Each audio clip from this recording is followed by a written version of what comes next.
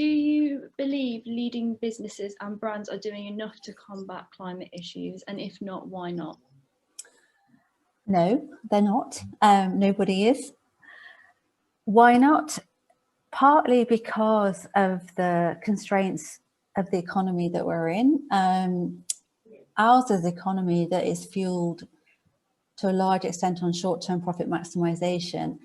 And so whilst there is a really strong business case for sustainability, you may need upfront investment in, for example, solar panels or other renewable types of energy.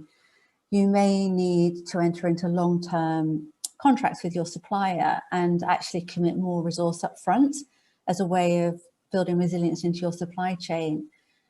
If you are having to meet really short-term demands on profitability, then that longer term investment becomes harder, even though you can show the rate of return.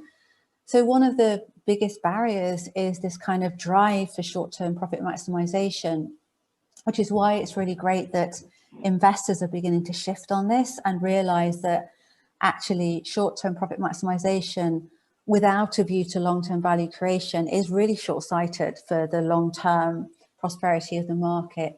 So that's definitely one barrier, is kind of the way that capital markets work. And then I think there's another barrier, which is much more human, which is I just don't think we're ambitious enough. I think we're just a bit too comfortable that we'll just tweak things here, tweak things there. So I think another barrier is what we would call mindset. So there's just a lack of ambition in some quarters and a lack of creativity. And so the two big unlocks then are, if we can kind of really mainstream sustainability within the investment community, send the right signals into the market, focus on long-term value creation. If we can be bold and ambitious, then I think you'll see an acceleration